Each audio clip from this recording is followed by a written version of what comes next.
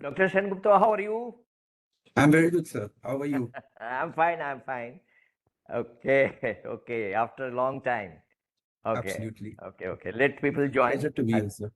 It's a pleasure. It is a pleasure. Yeah. Acha.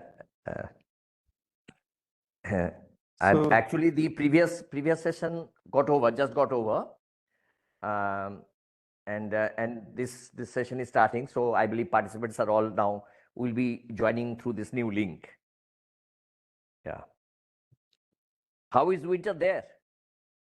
It is cold, but now, incidentally, I am in India today. So, Oh, you. Okay. yeah, Okay. I just came 2 days back. Okay. Okay. Okay. Okay. So how long will you be here? I am here till the 8th. So I'm back on the 8th of January. Oh, that's a long holiday. Okay, good, great. Yes, I mean, I have some work till 16th of December. So I am in Pune right now, had some meetings here. Okay. And then we'll be traveling a little and then going back to Kolkata on the 16th. And then, yeah, then holiday starts. Oh, yeah, then holiday starts. Right. So year end, etc. will be here. Great, wonderful. So we'll talk about that over phone later when you are in Kolkata. So we'll talk. Just we'll see that the participants are joining.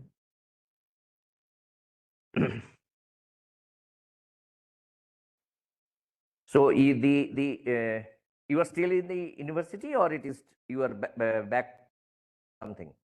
No, I am at home now. Okay, good. Yeah.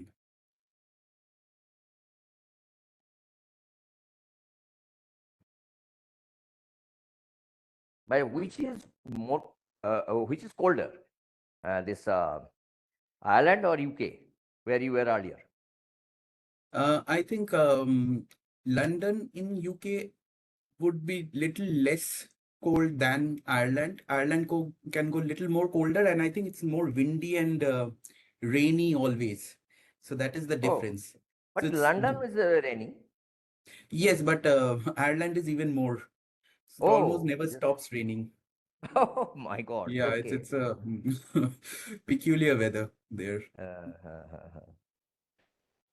So London's weather is little better, I would say. I mean, compared to other places, London is not good, but compared to, no, I think, but Dublin. I was quite fortunate, as we Yes. met in London, and I went to your university also. But then I got very nice weather there. Absolutely. Absolutely great weather. Yeah, Yes. great weather. I mean, You were really lucky during that span. Yes. yes. Mm. I enjoyed that really. I mean, that's a great time and wonderful tour and trip. Right. You are in As I Shantiniketan? No, I am in Bolpur. Yes, I am in Bolpur. Mhm. Oh, that is close to Shantiniketan. That is the same place. Actually, the name of the railway station is Bolpur Shantiniketan. Right. Mm. Professor Roy, Yes, sir. let us know when to start and all. So should we Are start? the faculty members joining, or they Yeah, have joined or they something? are joining one by one because just now. Oh, the acha, session- they are being let in and all that. Yeah. Okay. So- Right. Okay. So good evening, Dr. Sengupta. Good evening, I sir. am I am Dr. Pranav Kanti Rai, co-coordinator of the program. So should we start? Should I start? No, just before that, let me introduce yourself to our participants.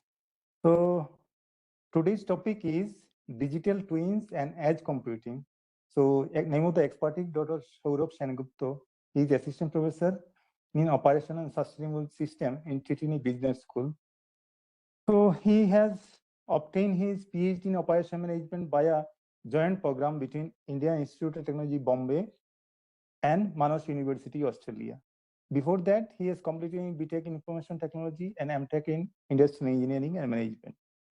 Dr. Sengupta works at the intersection of supply chain planning, Industry 4.0 technologies, and sustainability. His research addresses how digitization and modern operations system can foster sustainable and resilient supply chain.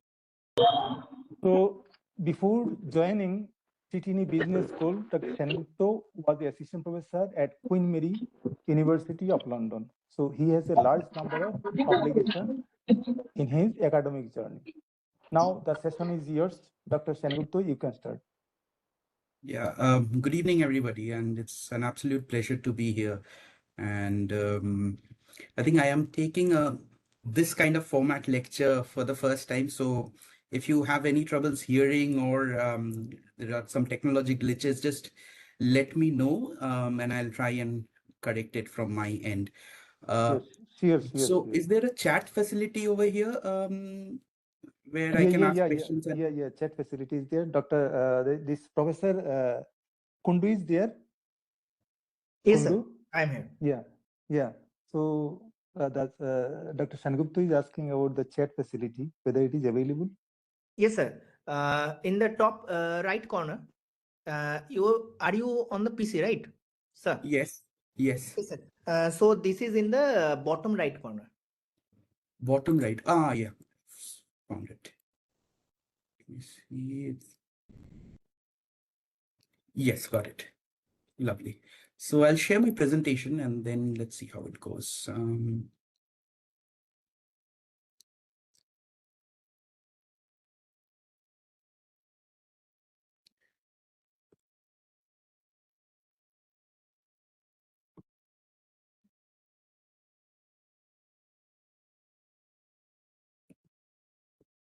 Yeah.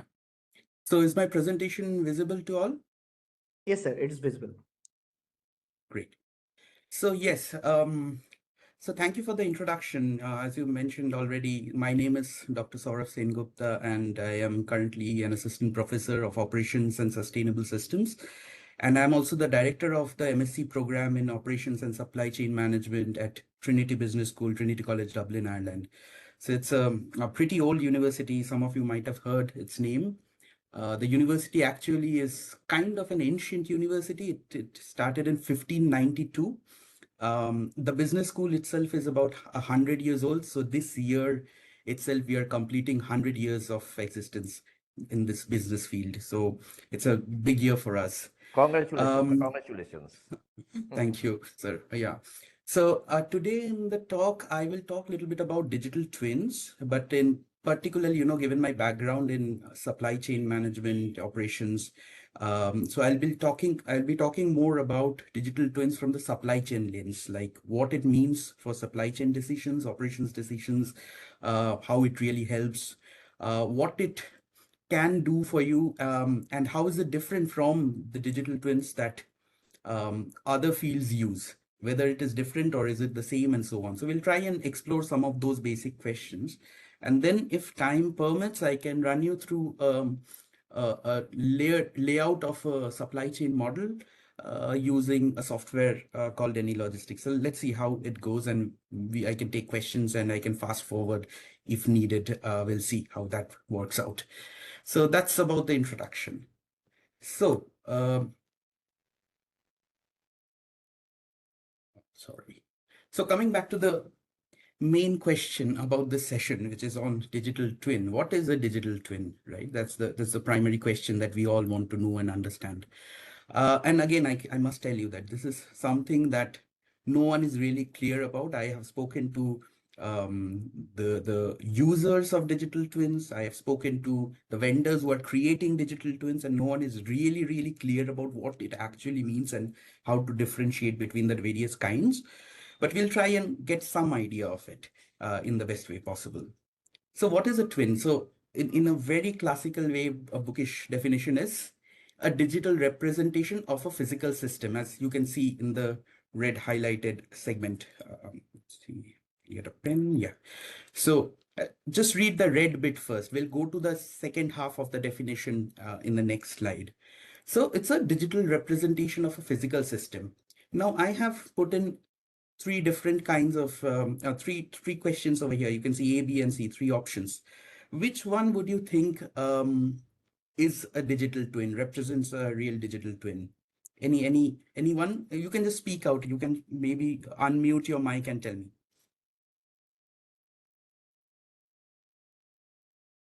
Anyone?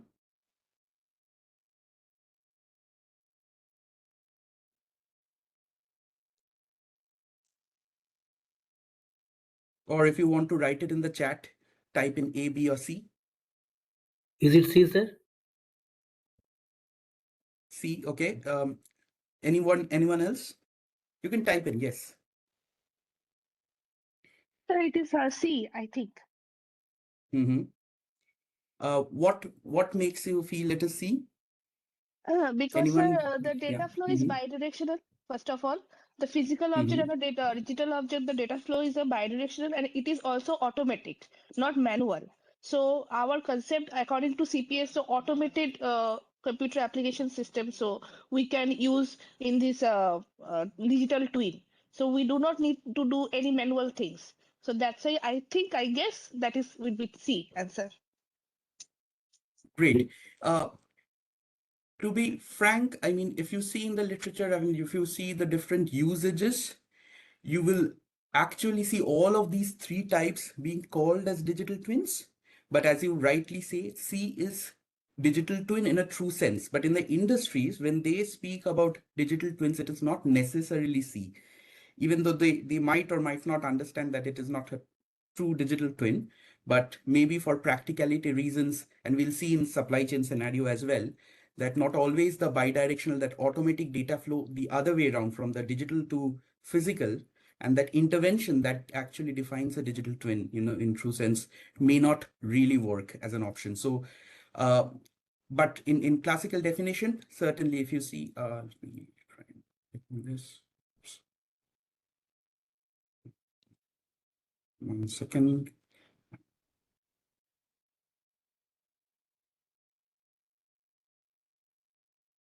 I don't know why my slide is here. So the first one, as you see, is a digital model, as you would have already identified, because it's kind of a replica of the physical system with both way manual data flow. The second one is generally called a digital shadow, again, often intertwined with digital twins, but in a true sense, it's rather a digital shadow, not a twin. And the C is actually the digital twin. But we must, for the practicality reason, understand that all of this has some forms of the qualities of a digital twin in different ways. And so that also brings us to the next question. And I can share the slide later. You can go through these more detailed definitions, but these are more of a textbook definition, so we don't need to spend more time here. So the second part, as I was trying to say, is, but the definition or the kind of digital twin varies from across domains and their applications. So it's not the same definition for all different kinds of systems where digital twin works, right? So the most common one, and I think most used, successfully used twins are or do belong to some sort of example that you can see in the first one, aircraft design and health monitoring. You know,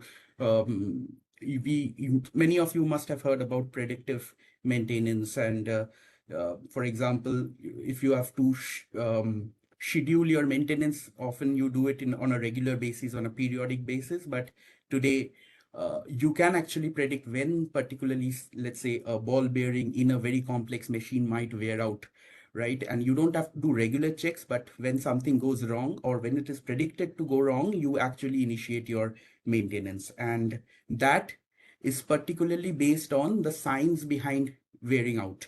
So it's a physics-based model. It follows the model actually follows the physics laws, the first principles, and that is why it is generally very accurate. So that's one kind of a twin. It could be something else as well, like measuring food quality. Can you make a digital twin of a particular, let's say, a vegetable or a fruit? Probably yes.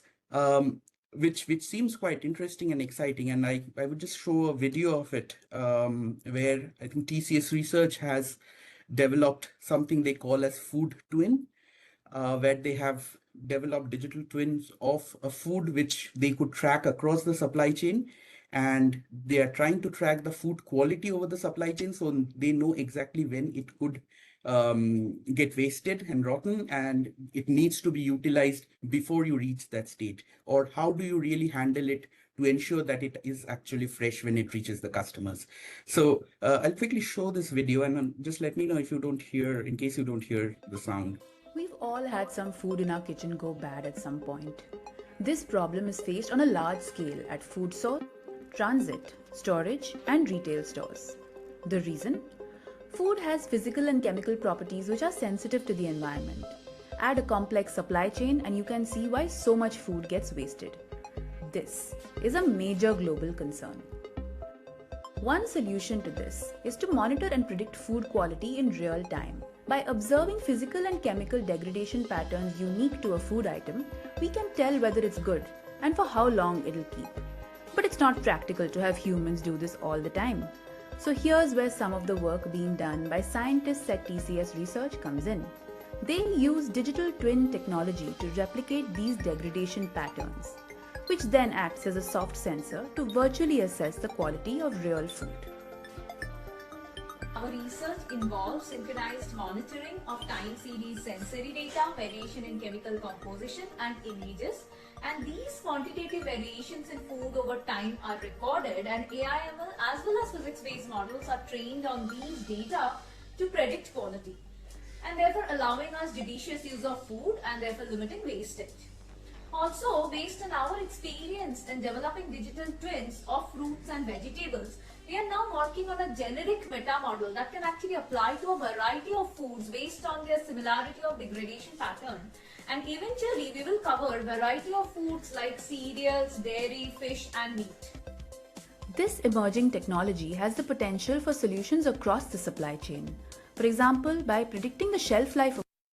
So I'll come back to the supply chain bit sooner. So that is the more focused part that we'll be talking about. But you could see that you could actually make a digital twin not only of a product such as a boiler or a aircraft or something similar, but also in fields like food industry, you can actually have a food digital twin which could help you improve your supply chain in a completely different and revolutionary manner. And we'll try and see how that may work in the future.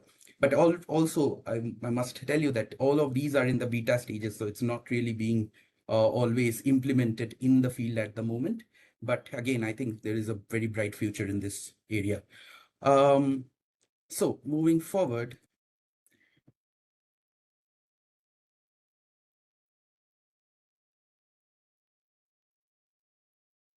Can make. So what about the supply chain? How or what would it mean, or what would a supply chain, or what would a digital twin in a supply chain mean? So generally, most of you would be aware of a typical supply chain layout. It starts with, for example, the suppliers send it to the producers, then it is distributed through the warehouses to supermarkets, and finally it's with the customers. Anyone, before we go further or forward, anyone has any reflections on what it might mean when we say a supply chain twin or digital twin in case of a supply chain? What or how would it help? Anyone would like to share a reflection?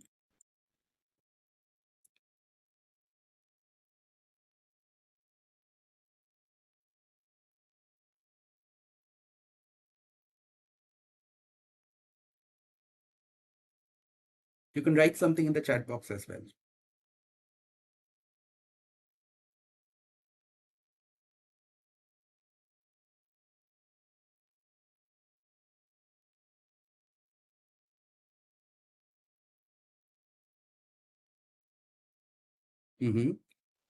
Good answer. Anyone else?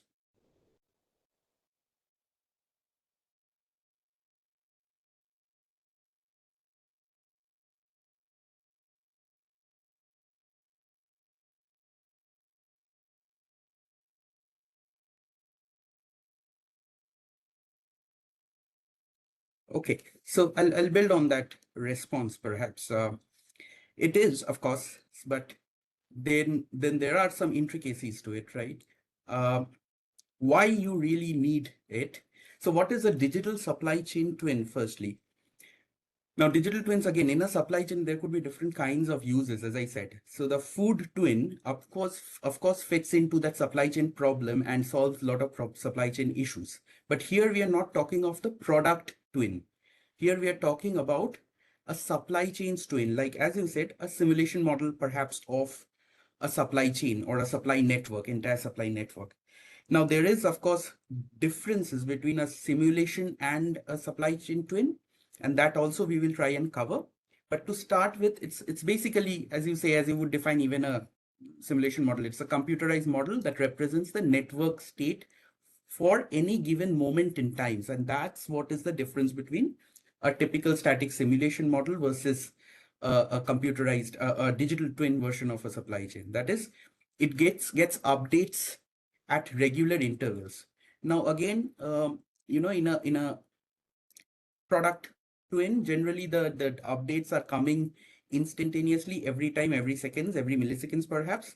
But in a supply chain, you cannot get automated inputs or data from all your suppliers and the entire network instantaneously. So it's generally comes in a snapshot. So maybe every 2 hours it's updated and you get some information in. So it's not necessarily synced in as you see in more physics-based kind of digital twin models. But in supply chains, it's more of a snapshots of information over a period of time. There's a subtle difference there.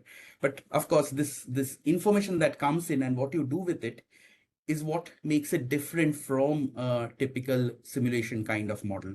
So here you can see two different figures, and I'll try and run you through the actual software, how it looks like. But of course, you can see that here you can actually map all your suppliers, your distribution centers, your customers, and once you have the design planned out, you will have tables and charts there to indicate and create statistics to understand what would be the best decision and what would be the implications of your decisions. We'll try and get into more details there. So there are typically three types of models if we try to summarize the different forms of digital twins. Firstly, as I mentioned, the physics-based digital twins, which follow science, which follow some sort of laws, first principles. So that is more, so the predictions there is more accurate usually, and you can rely more on that. But then there could be data-driven digital twins as well, which is heavily reliant on large-scale data. So if you have a lot of good data available, you can model and probably use those in your digital twins to make good decisions. And if you have a really good sample of data, then certainly you do not need, again, other forms of digital twins in many situations. But I have highlighted this word relevant data for data-driven digital twins. Could anyone reflect on what that might mean? Anything comes to your mind? What is relevant data? Why is it important here?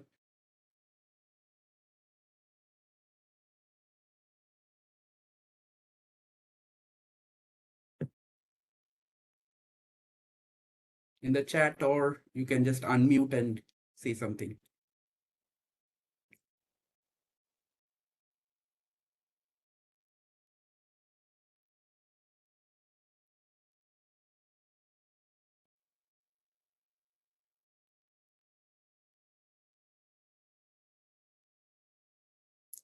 What it might mean, relevant data. What could be a problem with a data-driven twin, or even when you're, let's not even consider digital twins, but if you're trying to use historical data in any kind of prediction, what might be a trouble? Think of some situations that if that comes to your mind. For example, COVID, does it have any role to play?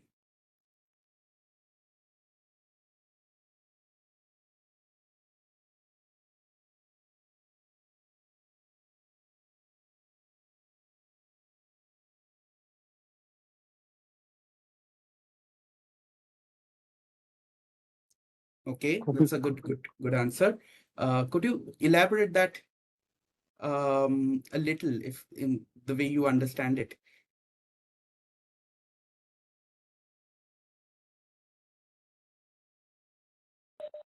Dr. Sengupta, Yes, sir. we would like to hear what the question is, because we do not know what the question, because people would like to. I'm not checking the chat box. Okay. Yeah, so I'm trying to say, when I say Yeah. data-driven digital twins, it is heavily reliant on what kind of data you have. So it has to be relevant No, actually, data. That is what the response was, that's what I was curious about. That's all. Yeah. So particularly when we say relevant data, these kind of models would work. Definitely, it's a very effective model.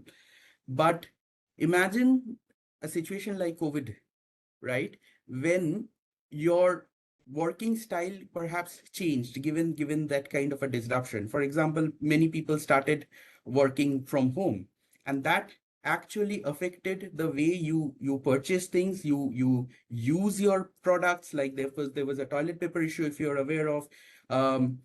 There was a toilet paper crisis. There were other forms of behavioral changes. Your traveling patterns changed, your use of cars changed, and so on and so forth.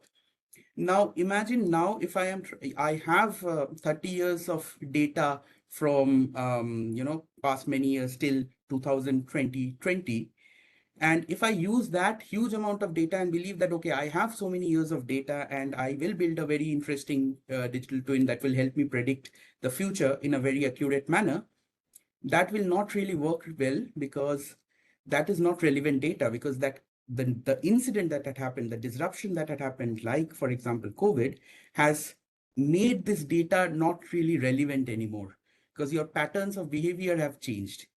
And that is where, if you're trying to model something which is more subjective, like in supply chain area, which is again dependent on the different kinds of suppliers, your producers and so on, their working style, their behavior, their network, things might change. And that is where you don't really rely heavily only on relevant data or historical data, but you have to build something which is referred to as behavior-based digital twins, where you also look into the demographics, the kind of behavior of these actors and entities in the supply network, or any kind of digital twin, the actors or entities that are involved in that, and build the model based on those independent behaviors, and then let the model emerge and evolve as the changes itself happen. So that's a little bit more complex and sophisticated, but it is useful in situations where there are more disruptions and things goes on changing more often than for the other kinds of systems. So particularly if we think of a digital supply chain twin, it would be between these two. So it could be a data-driven twins if those data makes sense in that situation, or it could be a behavior-based twins, and often it could be a mix of the two. I got a question. Kindly share the feedback link of the previous session. Oh, okay, that's not for me, perhaps. Okay, so how it might look in reality. So you see, there are these real-time snapshots. As I said, you get snapshots of your supply network at regular intervals of time. And you have to build a digital model first of your entire supply network, and we'll try and see how that is built. And once you have a digital model of that, you feed in real time, or near real time rather, these snapshots of information, and then do a lot of analysis based on, and that actually leads to better understanding of what is happening, continuous learning, because as I said, it is evolution of your supply networks, and you assess and analyze the data to reason better, to understand it better, and to make more informed decisions. So if you have to sum it up, basically a supply chain digital twin is a detailed simulation model, as we started with, of a supply chain, which predicts the behavior and dynamics of a supply chain. So that is the key part. It has to be a behavior-based model, and it has to capture that dynamics that's going on. And again, the challenge is that there is no rule, there is no science necessarily behind it always. So you have to, every digital twin for every supply network would perhaps be very different model. So every time a set of developers would be working on this kind of a problem, they have to work very closely with the company and their partners to understand the dynamics of their network. And that is not necessarily replicated when they're implementing another model with another set of partners in their supply network. So that is very different from a traditional physics-based digital twin model. So typically, you can make midterm decisions when once you have this kind of a setup. So it could be through improvement of the supply chain processes, resources, or even the logic. Or it could also help you make shorter term decisions, because now you have a better understanding of what's going on across your supply network, and you have near real time inputs coming in. So you can identify some issues and again make better analysis and then make direct interventions, automatic interventions to address some of those challenges. And we'll try and see again an example of how that really works.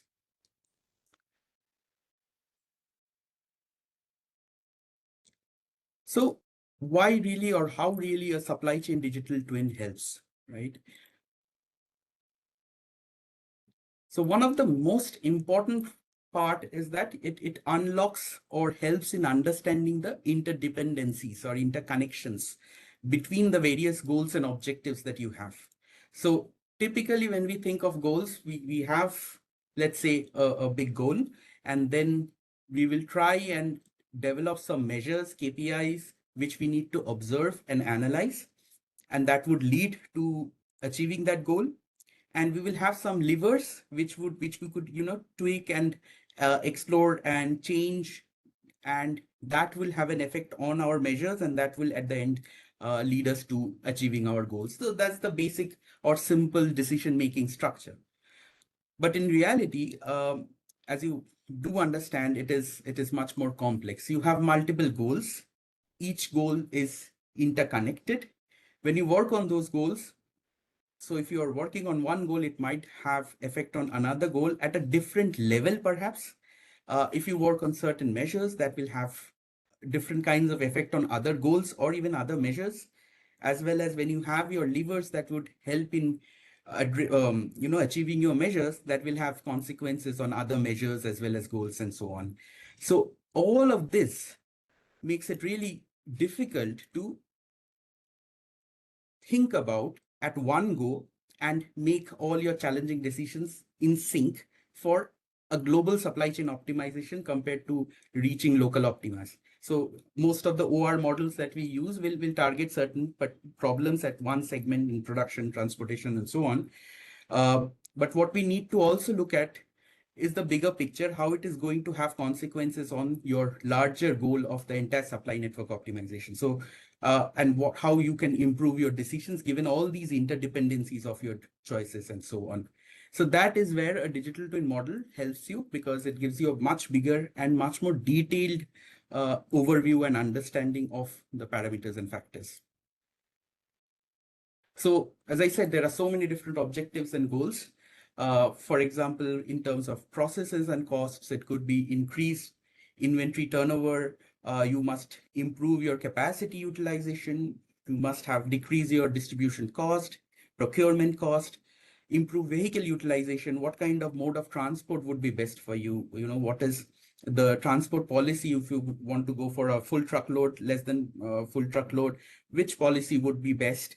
From customer relation point of view, it could be increasing your revenue and market share. It could be increasing the profitability, customer satisfaction, service rate, lead time reduction, as well as today, environment is very, very important, right? And as well as the social impact of it. So generally, we are talking about triple bottom line with social, environmental, and economic outcomes.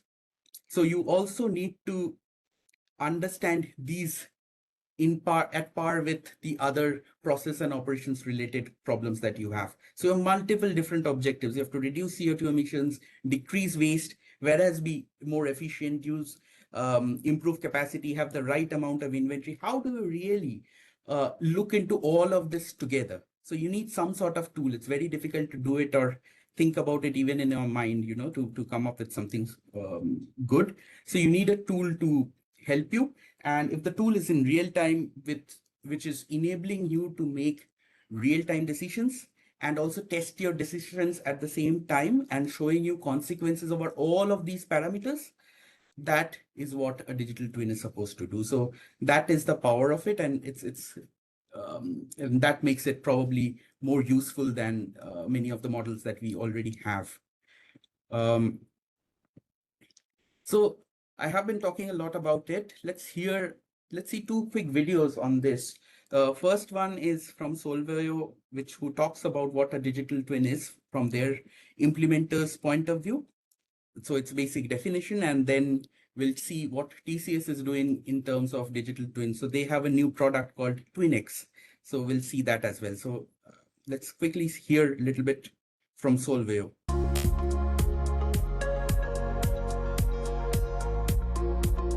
When an electrical engineer designs an electronic circuit, she uses a digital twin. When a dentist plans an orthodontic movement of teeth, she uses the scans and multiple simulations before actually executing. Supply chain world is discovering this digital twin idea just recently, and we are nowhere near at the level of sophistication. Good news, we now have cloud technology that offers massive computational power and boundless storage that opens up exciting possibilities for a digital twin. In my opinion, though, a network model of your supply chain is not a digital twin. A digital twin needs to be aligned. That means the digital twin needs to represent the current state of the business at a level of fidelity that is representative and changes as the business changes. If you are a typical retailer or a manufacturer, you know your world changes very fast, and a digital twin needs to catch up that speed of business. Furthermore, a digital twin should also enable evaluation of your future state. Would you ever trust a pilot or a plane that has not gone through several flight simulations of difficult situations and perhaps crash a few times? Same with a digital twin of the supply chain. Wouldn't you want to evaluate the strategic consequences? So that's the basic idea of the digital twin, that as you see from the industry point of view. Let's quickly see TCS researchers' take on that and what they have been developing.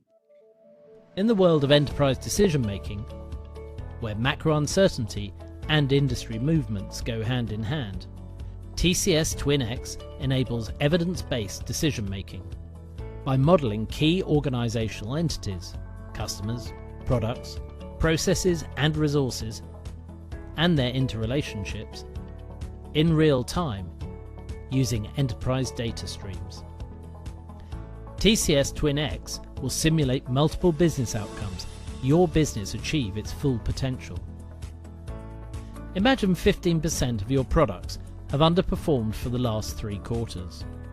Would you facelift, reposition or retire them? What new products do you launch in the market without cannibalizing your existing portfolio? How will you stay relevant to your customers' needs of today and tomorrow? TCS TwinX delivers actionable insights to such questions through what if and if what scenarios, allowing you to take the right decisions to grow and transform your enterprise, utilizing artificial intelligence and TCS's patented actor-based modeling approach. In today's highly volatile market and the data-driven world of possibilities, TCS TwinX helps you experience certainty in business decision-making and execution like never before. So as you can see, there are these players who are working on developing twins, and supply chains particularly has a lot to gain from these experimentations and explorations. But again, these are all at a beta level. It's not really out there yet in full state, but many of the companies are actually trying to implement parts of it, and in different ways and in different industries.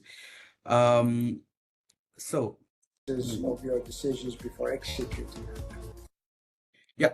And one more aspect is, one is your design issues, how you design your supply chains, make it more efficient, look into all those decision parameters that we have seen, and also make it sustainable. So there are all those interdependencies and connections. The other aspect is disruptions. We have seen COVID-19, which has changed the entire landscape. There was a crisis not very long ago, which is the Suez Canal crisis, where a ship got stuck in the canal, and that actually led to huge amount of supply delays and had major impacts on businesses. The war is going on, which has a huge impact by itself. And then we have heard about the global chip shortage. That was a major blow on many companies in different ways. So these disruptions are something that will happen and continues to happen. And when you are preparing your supply chain, you're designing your supply chain, you're preparing to be efficient and effective, you also must look into such kind of events and understand what happens if something like this happens. How is it going to affect your decisions? How is it going to affect your KPIs?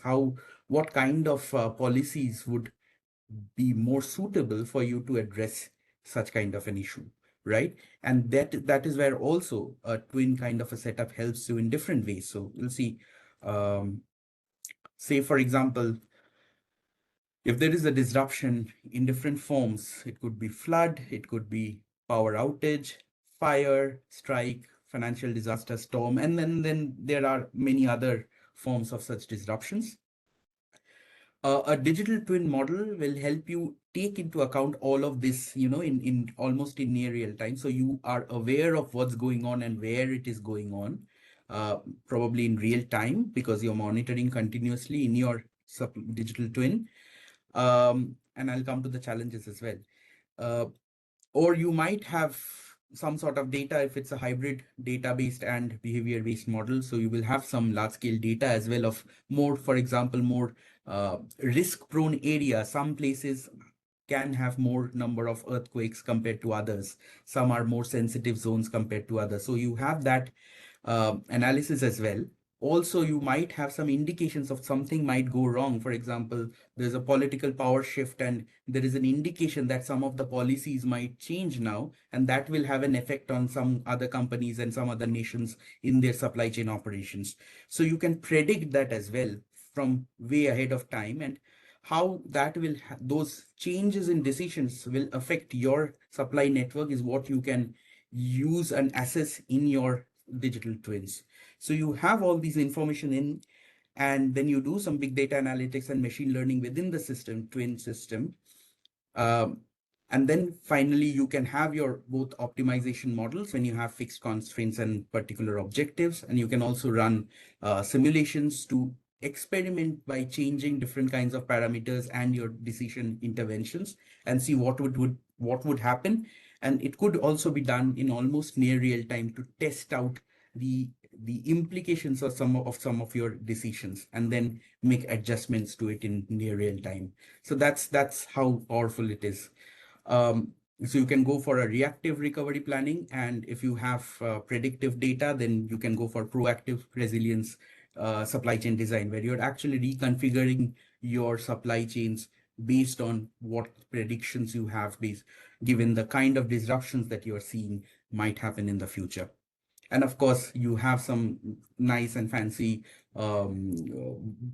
data charts through BI and all, which would help you see the problem in a much detailed and interesting way, which would make things more evident than, in an Excel sheet otherwise. So that's how it typically makes a very complex problem look simple and gives you some recommendations which would help you intervene in a more efficient manner than ever before. That's the idea. So there could be different kinds of data sources, as you can see. It could be physical data sources, could come from, for example, the ERP, RFIDs, different kinds of sensors that are there.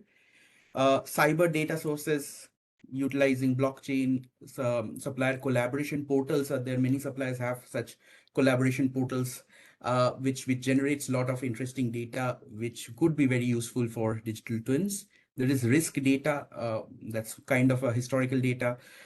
You have particular historical data like, as I mentioned, some areas might be earthquake prone, some areas might have war-related tensions. So you have all those data as well, and you can test out different scenarios for your resilience, for building more resilience in your model. And of course, you have your real-time data coming in through the sensors, which would help you provide, understand what kind of inventory policies actually might be better for these kind of situations and might not work for certain other kinds. And you can test all of these in near real time. So that's the interesting part of a digital twin and what makes it different from any other kinds of model, or a simulation model rather. So this is how it typically looks in your system. You have your supply network defined as you can see. And then if there is something wrong going on, your alert mechanisms will tell you, okay, these are the areas that you need to take care of. And then once in the system, you generate charts and figures and try to understand the stats and design interventions. You have your recovery plans, and you also test what is the impact of the recovery plan and would it actually help you solve it. And again, remember, I spoke about the interconnections between your goals and measures and levers. It will also show what effect it has on the other goals and objectives and give you a better holistic picture of the entire network than a particular problem. So the problem is we often end up, when making one good decision, we think of the current problem, but we often miss out on its implications, particularly, let's say, if that implication is going to be evident long time ahead, like after 10 years, it might have an effect on what you have done today. So we need to consider those long-term implications as well. And this is one way of doing it, at least a little better than in the other ways that we have or known. So this is another product that Google is developing. So I'll just show it to you. And I think this would be quite interesting to see how it operates in real time.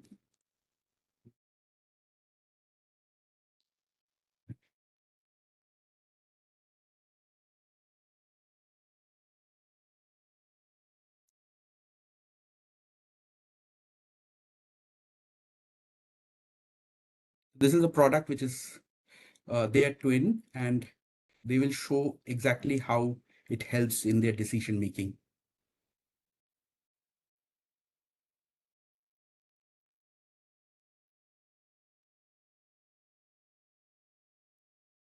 Hi. Has introduced the power of the supply chain twin. Or can leverage this power. Supply Chain Pulse will enable you to seamlessly interact with your supply chain data and allow your teams to drive business decisions supported by AI. Pulse empowers you to visualize real-time end-to-end model data and activate work streams based on insights. Supply Chain Pulse is created with an awareness of your supply chain complexity, empowering users to drill down on their geography, business unit, or product, and connect with internal and external partners to ensure that issues are resolved. For this demo, we will be following Alice's user journey. Alice is a director of supply chain at a global manufacturer. Alice starts her day by calling her personalized alerts in Supply Chain Pulse. Today, she sees an alert for supply chain risk of a key component, component 301. Alice will need more information to understand the risk, so she triggers the Alert Deep Dive view. Powered by Looker, the Alert Deep Dive interface brings together the relevant information Alice needs to act on this issue, filtered automatically for component 301. Alice starts by leveraging public data sets to look at global demand. Because the data set is across all demand sources, Alice can see the bigger picture, not just the situation for her company or sector. She sees that while her own sector demand is stable, overall consumption is going up. Next, she leverages the community dataset to look at recent changes in inventory position for C301 at her top suppliers. This is an example of data collaboration in BigQuery between trusted members within the supply chain.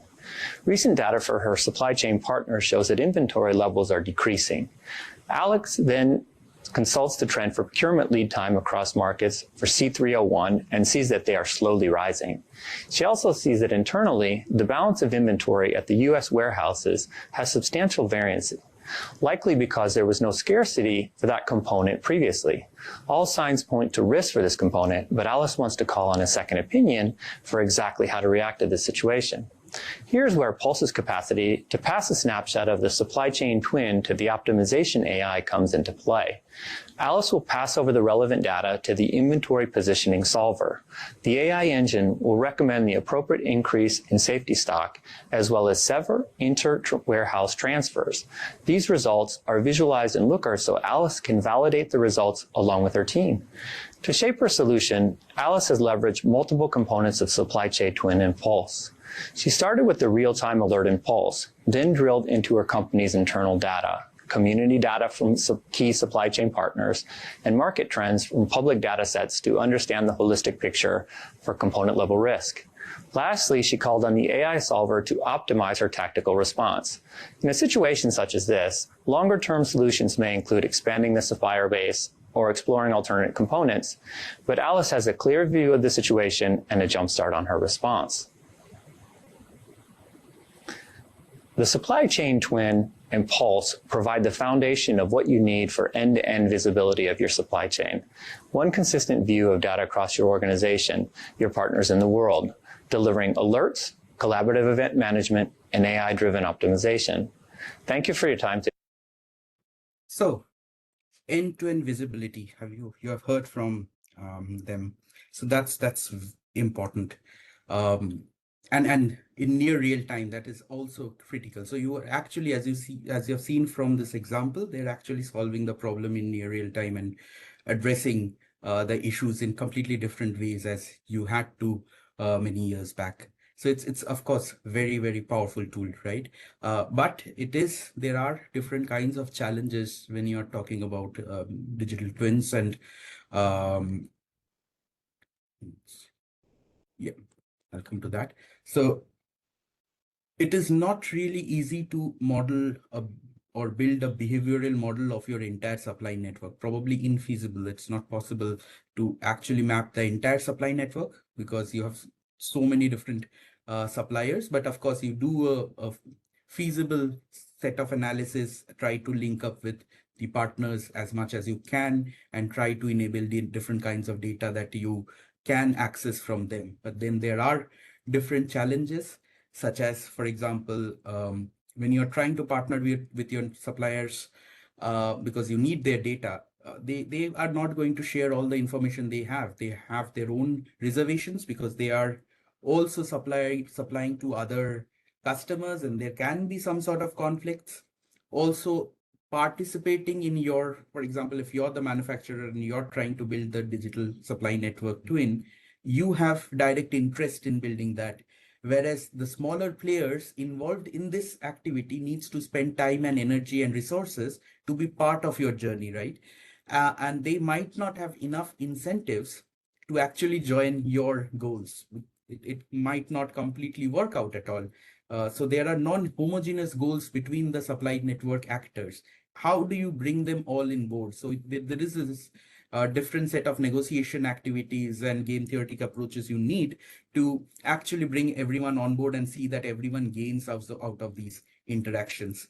So there are a lot of complexities involved. Then the access to the right technologies, because not all players will have the right set of technologies and that talks in the same language to each other to get this going in a synchronized manner. So it's not really easy. And the biggest problem is that if you think of any other physics-based models, that is one organization's own responsibility. So if I am a boiler manufacturer, I will have a digital twin of the boiler, and that is completely an internal activity that I have full control on.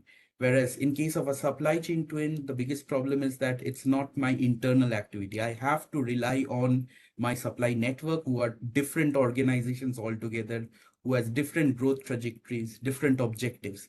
How do you really do that? So that is, of course, so theoretically on paper, it looks fancy and nice, but these are some of the real world challenges, real time challenges that most of the developers are also facing. But of course, there is I think the future is looking good. There are different ways and means to address many of these challenges. But so far, one must be aware of these kind of challenges that we see in practice. So coming back to the previous question, how is it different from a simulation model? Now that we have talked about, anyone would like to write a few lines in the chat quickly? What do you think makes it different? I think some of you would have the answer already. Or just unmute and say.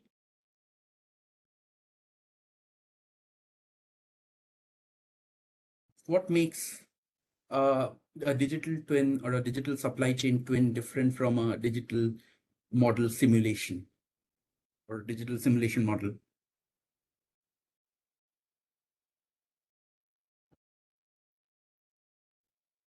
Any quick responses?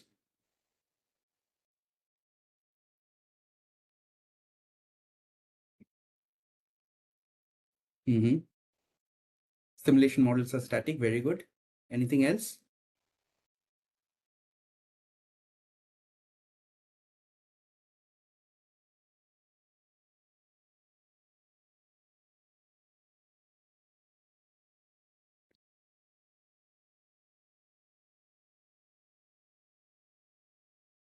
Okay. So first and foremost, and you're completely right. So that's one major difference. And there are some nuances to it as well that we'll try and cover. So it talks about the bigger thing, right? So as I said, it's the end-to-end visibility. So it's more like a control system. It will give you what the big picture looks like, what are the interdependencies that might have a negative implication of any decision you make. It will help you see that. And also, it will help you see that in near real time in a sense. So it is, it should be able to predict the behavior of the supply chain, because again, the supply chain is,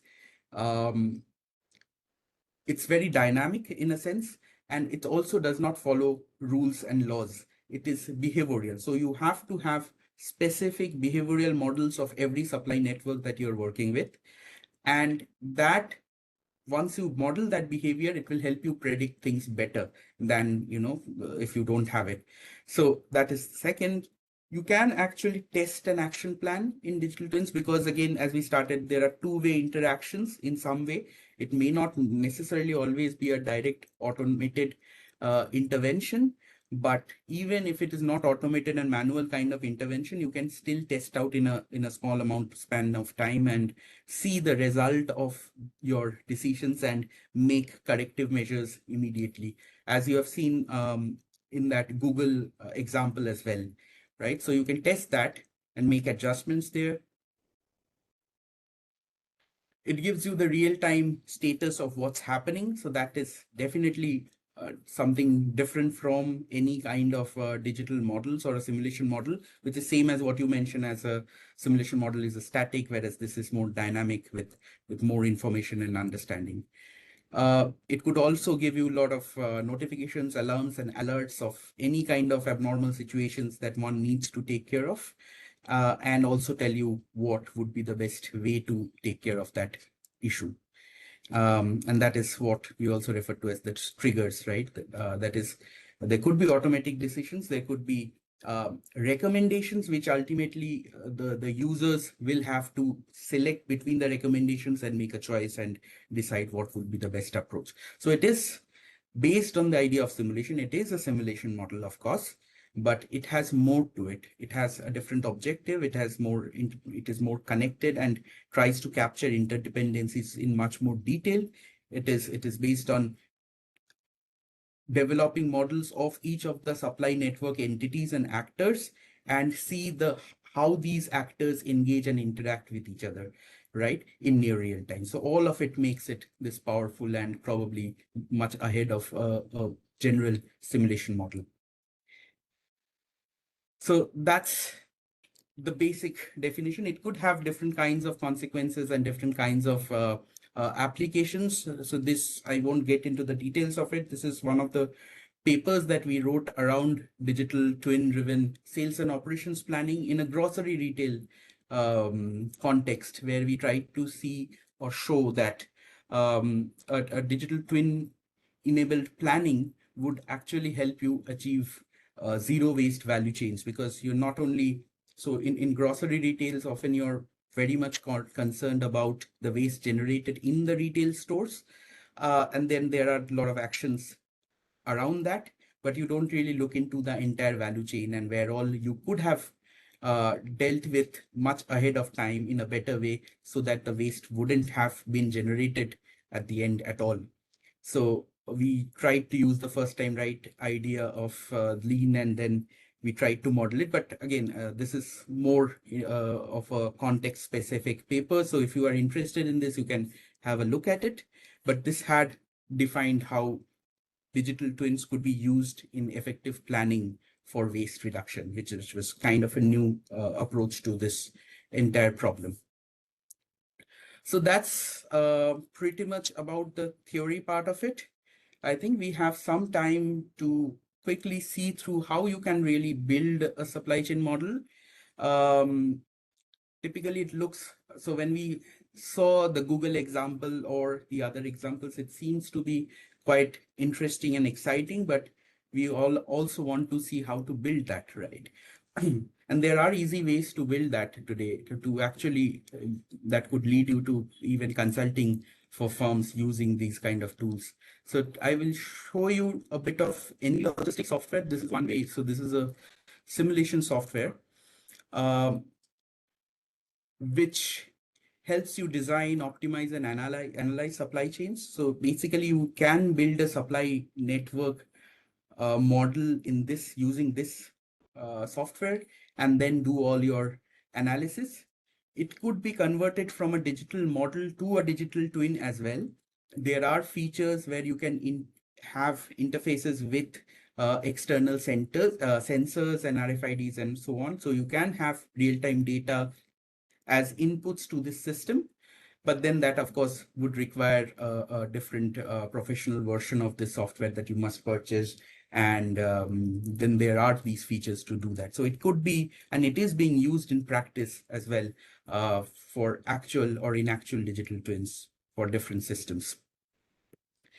So what kind of problems does it deal with? For example, if you have to look into what are the best locations for your warehouses, you want to have a new warehouse, or if you say, let's say you have 4 distribution centers and now you see your customer base is changing and you want a new distribution center, where should it be given all the other consequences and decisions that you have and all the different parameters that are already defined? How to allocate demand and supply in the complex network, right? So what could be the best replenishment policies or purchasing policies or transportation policies? How resilient is your supply chain or the disruption, or how would it deal with any kind of disruptions like the COVID or the Suez Canal crisis or many others probably to come in the future? So how will you build your system such more resilient? So all these kinds of problems could be actually assessed and analyzed using these kind of a tool like Any Logistics. You can design your supply network based on your current situation, and then run experiments to see and analyze and use simulations to finally decide what would be best. And the next step forward is integrating it with your real-time inputs like sensors and other devices and whatever your supply network would be able to achieve, and then use it in near real time to make your decisions even more reasonable and useful. So that's the brief about it. So I can run you through a simple case of how one might design a supply network like this. Anyone who have any experience of using Any Logistics before in the chat? You can just type in yes or Y or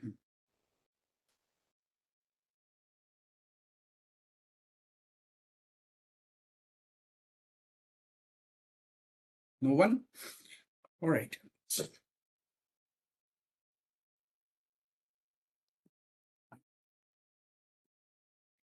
is my software screen visible to you? Yes, Just yes, write a yes visible. in the Yes, chat yes, if yes, it is. yes, yes, visible. Okay, super. Um,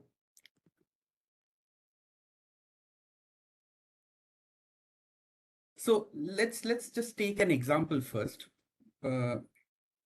So this is a polar bear bicycle case. I think it should be available. So I have also included the reference to it. You can check that out. So I have tried to summarize the case and then we'll see how it could be implemented in the system. So this is, let's say, Polar Bear Bicycle is a newly founded e-commerce startup, right? Selling bicycles. And then it sells 4 different kinds of bicycles. X-cross kind, urban, all-terrain, and tour bicycles. These are the 4 types of cycles that it sells. And they distribute their bicycles to 4 locations throughout Germany. So they have customers in Cologne, Bremen, Frankfurt, and Stuttgart. I think there's some typo of this part, but yeah, there are 4 different locations where they have customers. So now the question is, they want to find a good location for a new distribution center. So it's a e-commerce startup. So where could a new distribution center be given this setup and setting? So that, not too complicated, of course, but they hired, for example, a consulting firm and wanted to explore different questions such as do a GFA analysis, a greenfield analysis to determine the possible location of the new DC, as I said, in Germany. Do a network optimization to compare several options of the network paths. That's the second bit of it. And then simulate and see, how the several parameters work, what would be the best inventory planning and other kinds of policies that will have the best impact on the decisions. So that's how a typical real world problem would look like. And then you can start with developing a digital model to do this analysis, right? As we have been discussing and seeing from the different videos. So what do you really need? You can ask them for the different demand data, for example. So here you have a detailed demand data from Cologne. You can see there are 4 types of bicycles, as I said, X-Cross, urban, all-terrain, and tour. And we have demand for each of these types of bicycles per day in different locations. That's one set of data which could be very useful in deciding where the distribution center should be. So let's go to the software now. So this is just an example. I'll come to that polar bear example soon. So that is a very simple, small problem just to explore, how it is done. But it could be as complex as this. As you can see, it shows a supply network, how it is connected, a global supply network. You can add suppliers to your supply network. You can have different factories. The red ones are, for example, the distribution centers, and the blue dots are the customers. So you have customers across different parts of the world, the blue ones, and then to distribute your product to them, you will have different, you can set different distribution centers and actually find where exactly these distribution centers should be to cater to your customers in the best possible way. And you also add in your suppliers and factories where it should be, and then first run optimization to best utilize, which routes your transporter should take from factory to the factory to the distribution centers, and distribution centers to the customers in this case. So all of this could be done in a very interesting way, and you can generate a lot of interesting charts to see the performance of each of these indicators. But we'll come back. We'll talk about more simple example. This is much more complex given the size of the network. So I spoke about the polar bear case, which is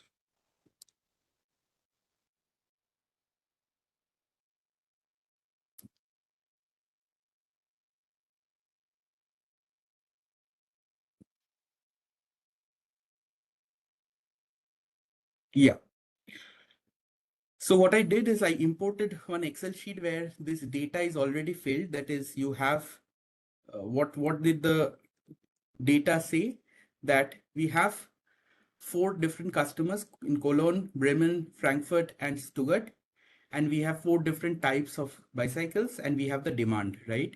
So here we have already, so in my Excel, I have already entered it, but you can create new customers as well. So you can create customers in this system first in your supply chain. So if you see this tab, so I can create customers. Now, for example, there are 4 different customers, as I said. I think now there could be 5 different customers.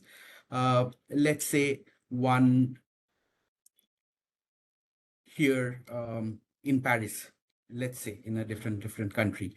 So you can just add Paris over here, and you have to set the location. Go to location. You will see all those locations are predefined over here because I had already done it.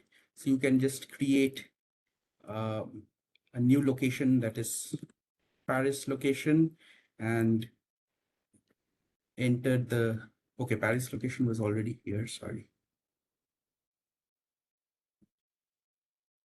Yeah, so I created this Paris location in the customers, and therefore in the locations, it automatically takes in, you know, the new created location. And I just have to enter actual city name so that it can directly map it. So if I click on this,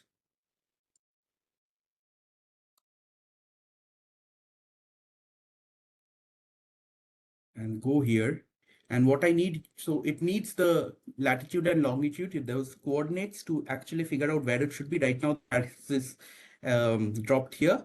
So if I autofill it, it checks the name, and it should take in. I hope it went there. See. Did it? Yes. So you see, it figured out where Paris is. From the map automatically. You can also, if you know the coordinates, you can actually fill in those coordinates and locate the customers. So you can have n number of customers given the kind of problem you have. So add those customers. That is the first step. You can add. So here you see the customers. You can create customers. You can create distribution centers. You can create factories. You can create suppliers. So that's how you add and include them. So we don't need this now. So I'm just, probably I should remove it from here.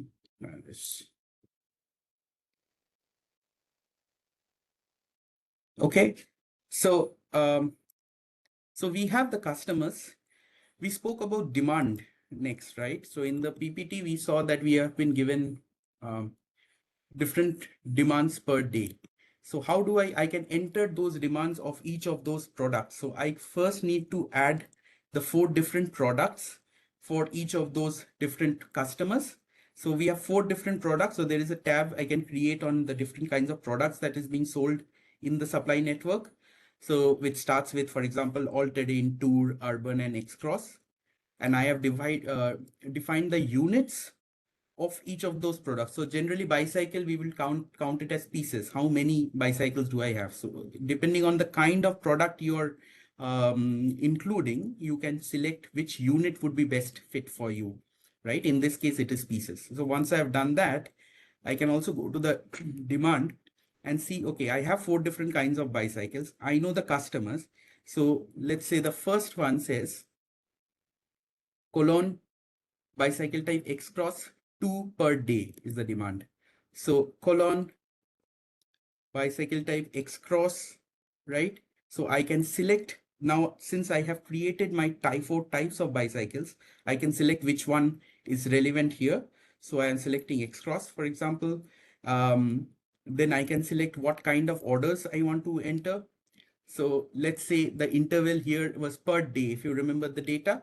So I'm entering order interval as per day. It could be a value. If you don't have that data, you can also insert a distribution and then enter the data as per that. And there is 2 pieces ordered every day is what data we have, right? So that is why the quantity is 2 for X-Cross bicycles in Cologne. Now, in cases where you don't have a fixed quantity, you actually can again create a distribution. Let's say if it is a uniform distribution that the demand will be in, so you can just add the minimum and maximum, and so it will take in a uniform random distribution to assess the demand per day, right? And if not, if you have the data, you can straight away put in demand over here. So that's the level of detail you can go into. So once you have the demands already figured out, and you have added the customers, you have added the locations, you have added the products, all set. So what you need, what was the question? The question required you to find a relevant distribution center for these customers. So what you do, you run a GFA experiment. So if you go here, there are different kinds of options. Particularly, I am, let's say, interested in number of sites, and I am looking for one site. So I want one distribution center for those 4, and where should that distribution center be located is what my question is. So I am entering 1. It could be 2, it could be multiple, given the kind and size of the supply network problem. Like for the previous global distribution problem that you have seen, let's say here, in the previous problem, you can see there are many distribution centers. So because there are different kinds of customers spread across the region, so one perhaps is not the best. But in this case, we were looking for one distribution center given the nature of the problem. So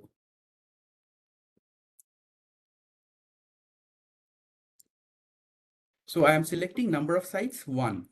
Now, alternatively, if there are multiple customers spread across a wider region in the network, you can, instead of choosing number of sites, because it is subjective, how many do you think is the right number? How do you know that? Probably I can go with the service distance. For example, I say that all from the distribution center, I should cater all customers who are within, let's say, 20 or 100 kilometers away, not more than that. So let's say 100, that would mean that all customers will be within 100 kilometers of the distance from the distribution center and not further than that. For those who are further, you need another distribution. So number of distribution will depend on the service distance. So you have all these different kinds of settings. Let's go with one now for our problem. And then you run it. And once you run, you see the system has calculated an optimal space, and this is where it is. So this is your new distribution center. You can actually find the site's coordinates, exact coordinates over here. So this is the latitude and longitude for the proposed site. You can, of course, what you can do, in GFA, it would actually compute based on the kind of demand it has and closeness with the customers. But you can zoom into this network and find out if this is exactly the place you want the distribution center to be, or for different facility layout problems, in some cases it could be better to have it near a water body. In some cases, it would be better to have it in a city center. For example, if you are selling mobile phones and your distribution center would be perhaps better to be close to a city, so it's easier in case of transport. So you have to also consider those qualitative aspects. So once you have a rough estimation of where it should be, you can create alternative distribution centers across this area, around this area, not too far from it, and then evaluate which alternative would be best for you. So all these options are as well available. So you can also see the flows over here.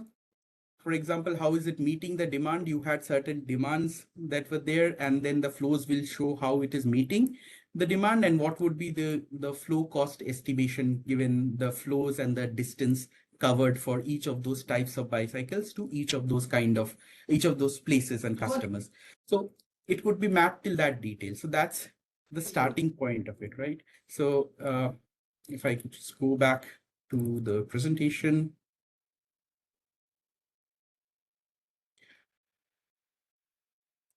You would see you will be able to answer questions like what are the optimal coordinates for the new DC? What is the maximum distance from the optimal DC to the customers, minimum distance? What other costs were not considered in selecting the optimality location in the GFA. There are different kinds of costs, such as fixed facility cost, inventory holding costs, processing costs. These were really not considered so far, right, in the GFA analysis. Now, this is another important bit, and we need to consider that when we are trying to optimize the network and come to the best location possible.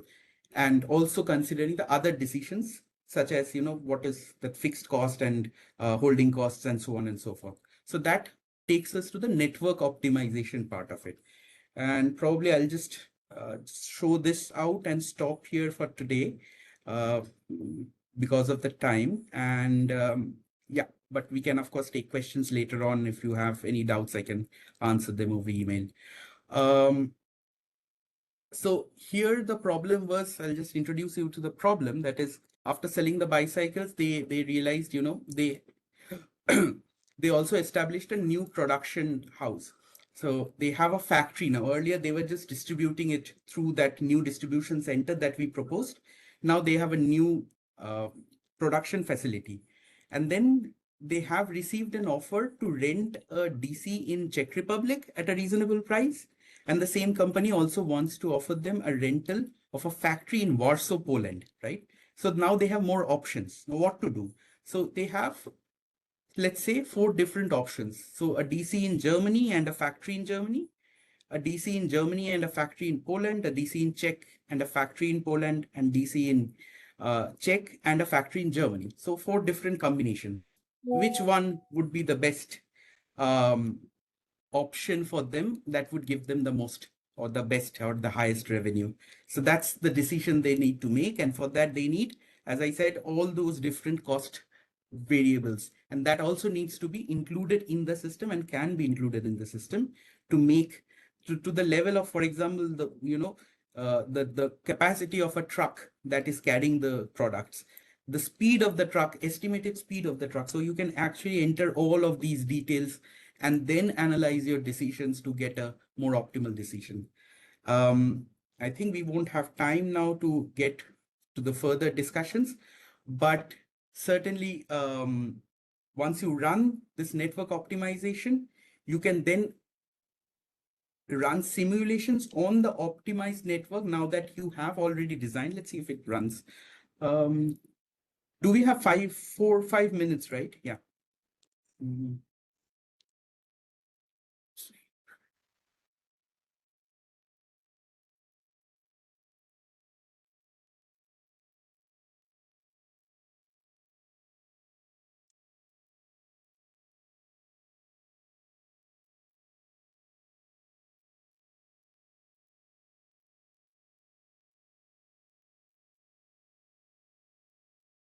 So here they have added a new factory, and the old factory, as I said, there was one more proposed in Nuremberg, and there are 2 distribution centers. Now you're trying to optimize and go through which option that was proposed would be best for them.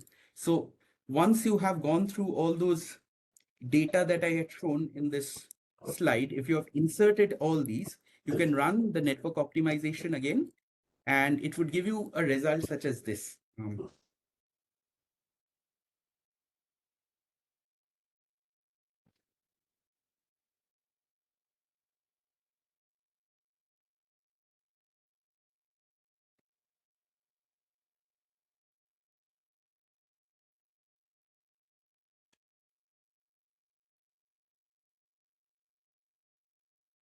Yeah, so it would give you different iterations.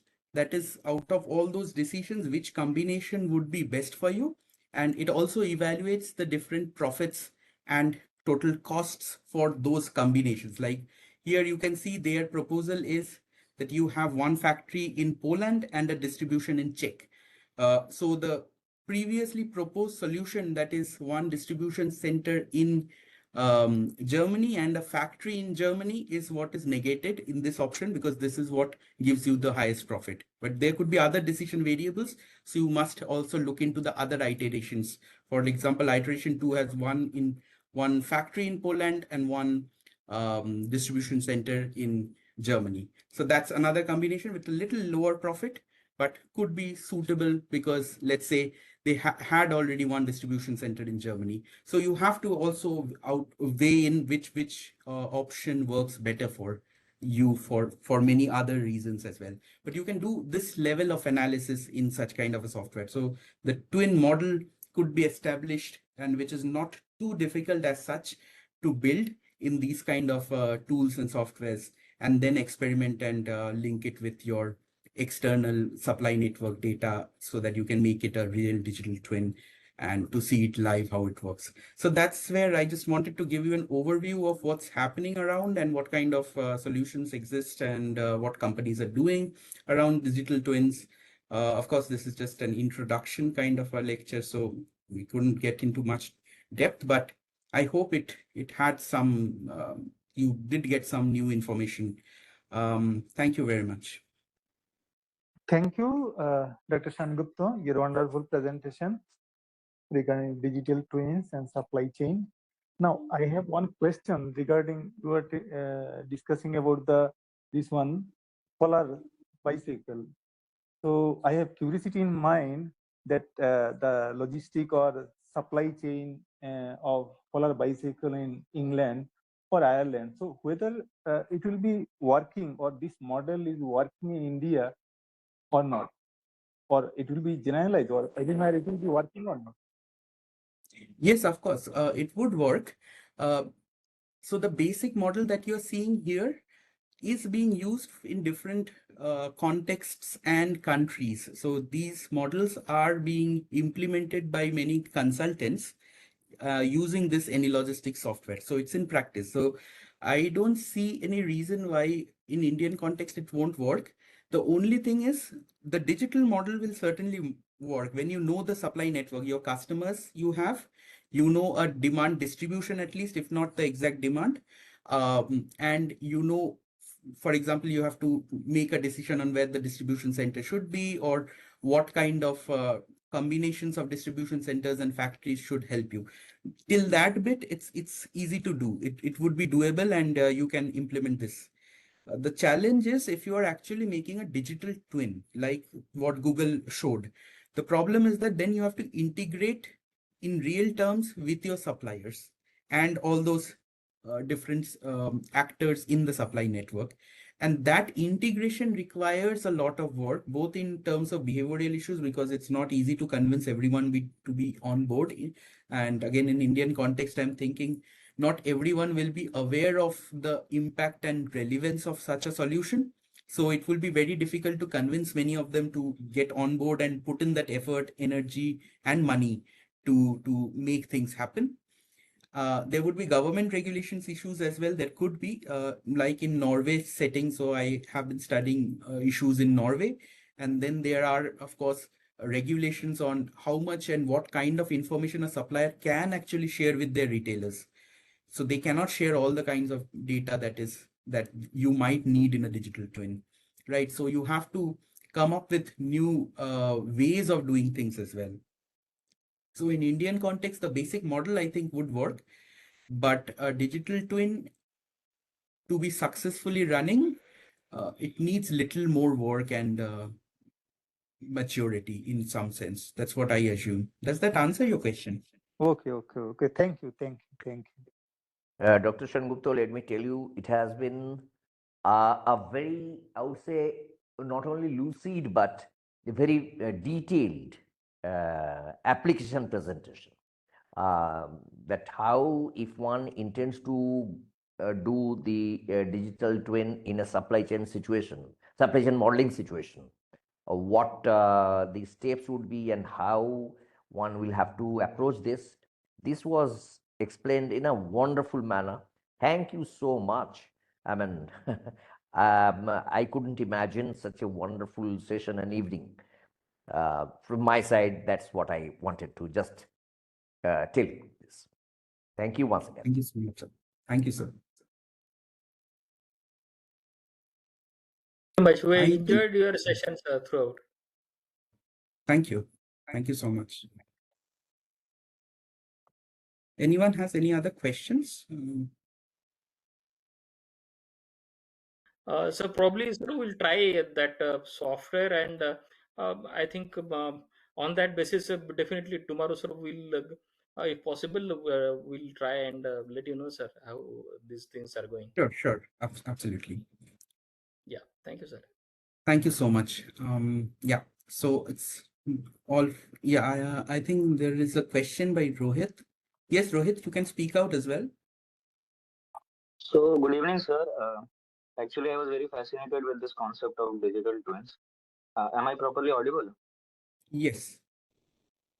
Yes, sir. So, as you had given an example earlier where the digital twins were able to predict the health of my food products, right?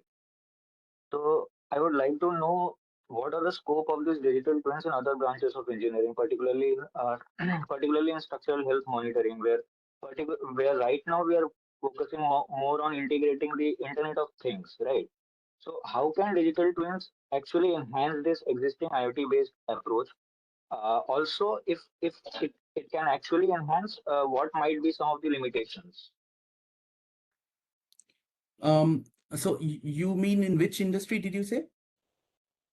The structural health monitoring, where we basically assess the real-time health of structures like bridges and buildings, etc. Yeah, so that is more of a physics-based model. So if you look into built digital twins in built environment, I think that would take you to the right set of literature. So that is not really supply chains in my understanding. That is more of the first example that I took, which because structural health of constructions and bridges, that would follow some sort of laws, right? And IoTs perhaps will give you real-time inputs on what is the present condition of that bridge at that point of time, which goes in directly to the twin. And given that, it could process that information, see the physics behind it, and make some calculations to tell you, where it might lead to some sort of damages and what kind of risks might emerge. So certainly there is a potential. I would suggest that look into this literature on digital twins in built environment. That would perhaps give you the right set of applications. And your problem, I think that is something that is being dealt with, and it's even more practical domain compared to supply chains, because supply chains again is very subjective and there are behavioral problems. But in structural health of a bridge would be more science based, so it will predict much better. But the challenges, if as you mentioned, you spoke about the challenges. Certainly one of the biggest challenge in any digital transformation that I have seen is the first push, because you need to first understand whether it is needed, because the current issues are how big the issues are, and could it be actually solved without this transformation. I mean, we should not look into digital transformation just because it looks nice and it would be good to have, because it involves a lot of money and energy and effort, and also it has sustainability impacts. So the first thing we say, lean first, and I think Professor Dan also talks about lean. So we always say lean first and then transform digitally. So first we need to see and understand if there is really a need to do that, and then the next stage is to, if there is, then of course pushing it through the industries, because again I would assume, I'm not so much aware of the construction industry, but it seems a little traditional industry. So and things are quite tight there. So opening up to a new idea and implementing a digital twin solution, working with the different levels of players that you have in construction, and continuous monitoring itself might be a little difficult to get through with the different bigger companies. So that is where I think the challenge will be, to make them invest in such kind of a solution. But of course, in the future, it seems it would be useful, and in Indian context, it might take some time, but I'm positive. Let's see. But I didn't answer your question pretty well. I'm not fully aware of the construction industry, but these are the kind of challenges that I see. No, sir, it was absolute honor to listen from you, sir. I will certainly look into it. Thank you so much. Thank you.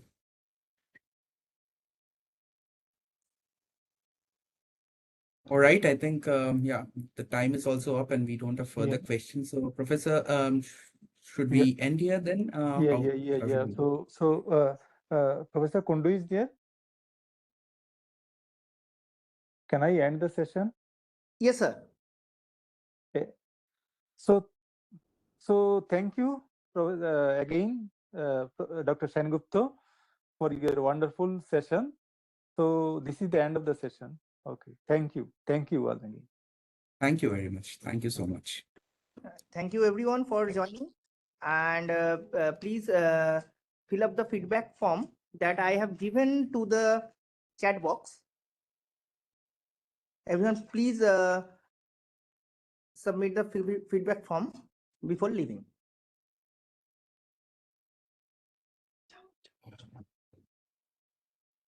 Thank you very much, everyone.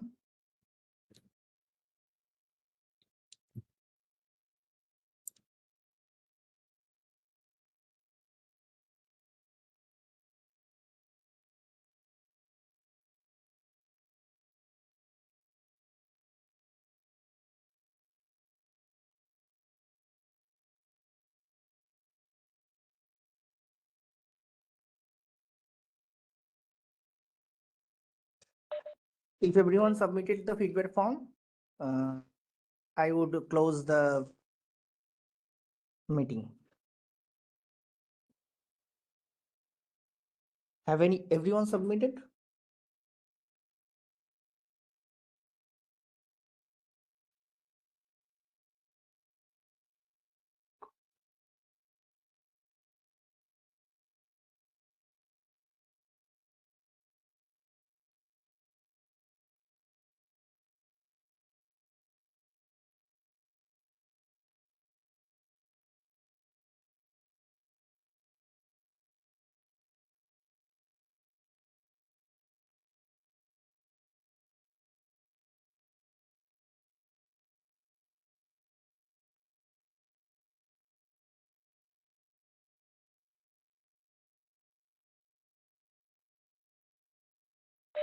Okay, thank you everyone. Thank you very much.